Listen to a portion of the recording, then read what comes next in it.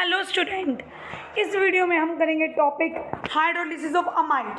First of all student, amide होता क्या है? RC+O NH2 ये होता है आपका अमाइड। आपको करना क्या, इसमें हाइड्रोलाइज करना है। हाइड्रोलाइसिस का मीन्स हम वाटर डाल के बॉन्ड को ब्रेक करेंगे। वाटर डाल के कैसे ब्रेक करते हैं? एक तरफ H देंगे और एक तरफ क्या देंगे? OH। तो एक तरफ से हो सकता है कार्बोक्सिलिक एसिड बने और एक तरफ से हमारा अमोनिया। तो जो हम इसी में यही स्टडी करेंगे कि हम कैसे कैसे हाइड्रोलाइज कर सकते हैं अमाइड को। हाइड्रोलाइज का मतलब ही क्या होता है? वाटर डाल के बॉन्ड को ब्रेक करना। तो देखो पहले पढ़ लो इंट्रोडक्शन कि amide on hydrolysis give amines. जब हम जो अमाइड है जिन उनकी हाइड्रोलिसिस करते हो तो आपको अमीन मिलता है। और hydrolysis of amide like that of ester, जैसे एस्टर की हाइड्रोलिसिस जिसको मैं लास्ट वीडियो में डिस्कस कर चुकी हूँ, इस कैटलाइज होती है both acid and base. Similarly amide को भी आप हाइड्रोलाइज कर सकते हैं बोथ कंडीशन में, एसिड से भी और बेस से भी। जो रेट है हाइड्रोलिसिस का वो क्या है? प्रोपोर्शनल है टू अमाइड OH नेगेटिव दोनों की कंसंट्रेशन के, ठीक है, इन बेसिक कंडीशन एंड अमाइड और H positive in acidic condition. तो इस तरह से दिखा रखा है। और देखो प्रोडक्ट क्या बनेंगे, अगर आप एसिड में लोगे तो प्रोडक्ट इज RCOH और प्लस में अमोनियम आयन, और बेस में लोगे तो कार्बोक्सिलेट एनायन प्लस अमोनिया। ये आपको क्लियर होगा स्टूडेंट मैकेनिज्म से। तो हम सबसे पहले इसमें अब मैकेनिज्म को ही डिस्कस कर लेते हैं। जो देखो बेसिक जो हाइड्रोलिसिस है अमाइड की, उसको एक्सेलरेट करता है अगर उस पर कोई इलेक्ट्रॉन विड्रॉइंग ग्रुप लगाओ, और रिटार्ड करता है इलेक्ट्रॉन रिलीजिंग ग्रुप। इसका रीज़न क्या है? जो रेट डिटरमाइनिंग स्टेप है वो इन्वॉल्व करता है अटैक ऑफ न्यूक्लियोफाइल आयन।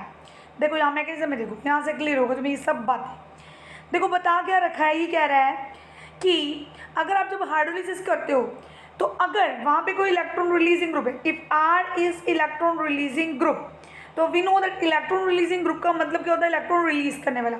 अगर कोई इलेक्ट्रॉन रिलीजिंग ग्रुप C पर लगा है, जो आपका रेट डिटरमाइनिंग स्टेप है उसमें क्या होगा? बेस ने अटैक करना है। यहाँ पे OH नेगेटिव किसकी तरह बिहेव कर रहा है? As a nucleophile. किसको अप्रोच करेगा? इलेक्ट्रोफाइल को। हमें पता है हर एक रिएक्शन के लिए दो चीज़ें रिक्वायर्ड है, इलेक्ट्रोफाइल भी और न्यूक्लियोफाइल भी। तो यहाँ अटैक करेगा, ये आगे मूव करेंगे। जब इलेक्ट्रॉन आगे मूव करेंगे तो O पे क्या आएगा स्टूडेंट? Negative charge. अब मेरी बात सुनो, अगर ये इलेक्ट्रोफाइल की तरह बिहेव करेगा, अगर मैं R को इलेक्ट्रॉन रिलीजिंग ग्रुप बना दूं तो वो तो इसको इलेक्ट्रॉन देगा, तो इसके पॉजिटिव चार्ज को क्या कर देगा? कम कर देगा। अगर पॉजिटिव चार्ज लेस हो गया तो इसकी स्टेबिलिटी क्या हो जाएगी? तो ये स्टेबल होना स्टार्ट हो जाएगा, क्योंकि चार्ज क्या हो रहा है? पॉजिटिव डिस्पर्स कम हो रहा है, क्योंकि नेगेटिव इसको दे रहा है इलेक्ट्रॉन, उसको कम कर देंगे और उसको कम कर देंगे तो अब ये अच्छा इलेक्ट्रोफाइल की तरह बिहेव नहीं करेगा। इसलिए यहाँ पे लाइन लिखी गई है कि electron releasing group retard the reaction. Retard मतलब रोकती है। और विड्रॉइंग, अगर मैं विड्रॉइंग लगा दूँ तो देखो विड्रॉइंग का मतलब क्या है? जो इलेक्ट्रॉन ले रहा है, अगर कोई ग्रुप C से इलेक्ट्रॉन लेगा तो उसमें पॉजिटिव चार्ज आएगा, और जितना ज़्यादा पॉजिटिव चार्ज वो उतना अच्छा क्या होगा? इलेक्ट्रोफाइल। तो यही इसका रीज़न है।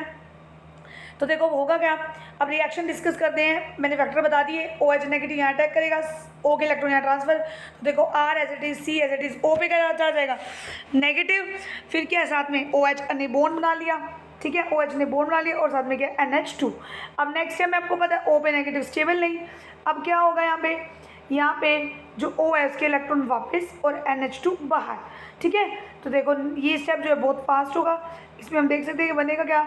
R ये रहा एज इट इज, ये देखो R as it is, OH भी एज इट इज, जो O नेगेटिव उसका डबल बॉन्ड और NH2 नेगेटिव आयन हमारा निकला है। अब नेक्स्ट स्टेप क्या होगा student? Fast proton exchange. Proton exchange का मतलब ये ये NH2 इस पर अटैक करेगा और ये जो O और H के बीच का बॉन्ड है वो इसको नेगेटिव चार्ज देके चला जाएगा। इसलिए हमेशा जो बेसिक कंडीशन होती है स्टूडेंट, उसमें क्या होता है? एक कार्बोक्सिलेट एनायन बनता है। देखो अगर मैं सिंपल रिएक्शन कराऊँ तो मेरी ये थी अमाइड, मुझे OH नेगेटिव का एडिशन कराना है, तो OH नेगेटिव का एडिशन कराएंगे तो क्या करते हैं? एक तरफ OH और एक तरफ H देंगे, तो देखो मेरा क्या बन जाएगा? RCOH बन गया। फिर और यहाँ पे क्या है? नेगेटिव। अगले स्टेप में इससे H ले लेगा तो हमारा बन जाएगा RCOO नेगेटिव प्लस में NH3 फास्ट प्रोटॉन एक्सचेंज के बाद। यही तो बता रखा है, बिल्कुल सिंपल है कि OH ने पहले C पे अटैक किया, फिर O पे नेगेटिव आया, फिर NH2 बाहर गया, ठीक है। तो इस तरह से RCOH बना माइड, और नेक्स्ट टाइम में प्रोटॉन एक्सचेंज। जो रेट है वो भी सेकेंड ऑर्डर, क्यों? क्योंकि देखो इस पे ये माइड की कंसंट्रेशन में भी डिपेंड कर रहा है और बेस की भी कर रहा है, ठीक है। तो ये था बेसिक हाइड्रोलिसिस। अब हम डिस्कस करते हैं इसकी एसिड हाइड्रोलिसिस। देखो एसिड में क्या होगा जो एसिड हाइड्रोलिसिस है स्टूडेंट वो आपको क्या देगी, एसिड और अमोनियम आयन। तो हम स्टार्ट करते हैं, देखो कैसे बनता है एसिड और अमोनियम आयन। सबसे पहले RCONH2 है, क्या होगा हमें पता है एसिडिक कंडीशन में क्या मिलेगा, H पॉजिटिव, O के लोन पे इस पर अटैक करेंगे RCOH पॉजिटिव और क्या आएगा NH2। अब आपको पता है हमें हर एक रिएक्शन में एक इलेक्ट्रोफाइल और एक क्या चाहिए, न्यूक्लियोफाइल। अब होगा क्या, ये इलेक्ट्रॉन यहाँ transfer, R as it is, ये OH, ये बीच का क्या जाएगा सिंगल बॉन्ड, और ये पॉजिटिव नेगेटिव कैंसिल, और C भी क्या जाएगा पॉजिटिव चार्ज, साथ में क्या है NH2। ठीक है, अब नेक्स्ट स्टेप में क्या देंगे हम उसको, वाटर। वाटर में क्या आएगा H2O, इस पर क्या करेगा अटैक करेगा तो RCOH NH2, O पे पॉजिटिव, एक H इधर एक H इधर, ये आ गया। अब नेक्स्ट स्टेप में देखो क्या होगा, देखो ये रिएक्शन बिल्कुल सिमिलर है एस्टर में भी ये हुआ था कि पहले O का प्रोटीनेशन हुआ था, फिर क्या हुआ था प्रोटीनेशन के बाद हमने C पे इलेक्ट्रोफाइल जनरेट किया, नेक्स्ट वाटर डाला, वाटर का OH आया, फिर नेक्स्ट स्टेप में वहाँ पे ROH हाइड्रोजन लेता था, यहाँ पे NH2, इससे क्या है यहाँ पे NH2 है आपका। ठीक है, तो यहाँ पे क्या होगा, अब देखो O पे ये वाला क्या करेगा, ये अपने इलेक्ट्रॉन देखिए चला जाएगा, H क्यों देखिए जाएगा, क्योंकि पॉजिटिव चार्ज है, पॉजिटिव अनस्टेबल होता है तो H निकलेगा यहाँ पे, तो OH और क्या आ गया NH2। ठीक है, अब क्या होगा नेक्स्ट स्टेप में, जो NH2 है जैसे वहाँ पे ROH H लेता था, यहाँ पे NH2 N पे लोन पे है, वो H पे अटैक करेगा। देखो एसिडिक कंडीशन दे रखी है, मतलब H पॉजिटिव N फ्री पड़े हुए हैं, NH2 इस पर अटैक करेगा तो NH3 पॉजिटिव बनेगा। अब O के लोन पे यहाँ NH3 बाहर, NH3 पॉजिटिव बाहर गया, OH तो ये क्या जाएगा RCOH पॉजिटिव। नेक्स्ट स्टेप में क्या करो, ये इसको इलेक्ट्रॉन दे दे क्योंकि पॉजिटिव नेगेटिव कैंसिल, तो क्या बन गया कार्बोक्सिलिक एसिड, और प्लस में NH3 पॉजिटिव बाहर निकला हुआ है, एक और H ले ले तो क्या बन गया अमोनियम आयन। तो रेट स्टूडेंट दोनों पे डिपेंड करता है, अमाइड पे भी और H पॉजिटिव आयन की कंसनट्रेशन PV। तो बिल्कुल ईजी है, कोई डिफिकल्ट नहीं है, सिंपल सी बात है। सबसे पहले हमें क्या करना है, एक बार दोबारा फटाफट रिवाइज कराती हूँ कि O के लोन पेयर किस पे अटैक करेंगे, ये H पॉजिटिव। पहली बात है को नोट करने की जो बात है वो रिएक्शन है रिवर्सिबल सारी, तो पहले O के लोन पे H पे अटैक, OH बन गया, नेक्स्ट में इसको दे देगा तो OH, और C पे क्या जनरेट हो गया इलेक्ट्रोफाइल जनरेट हो गया E पॉजिटिव, न्यूक्लियोफाइल H2O है करा, ये H इसको देगा, 2 OH आ गए। अब अमोनिया को प्रोटीनेट करा दो भाई, करा दिया, अमोनिया बन गया। नेक्स्ट स्टेप में अमोनिया बाहर, और हमारा क्या हो जाएगा साथ साथ ये ड्राइविंग फोर्स, ये O अपने लोन पर दे रहा है RCOH पॉजिटिव, ये नेक्स्ट स्टेप में H को निकाल दो भाई, निकाल दिया तो क्या गया RCOH बन गया, अमोनियम आयन बन गया, क्योंकि NH3 पॉजिटिव था वो क्या करेगा H पॉजिटिव आयन पड़े हैं तो क्या बनेगा NH4 पॉजिटिव।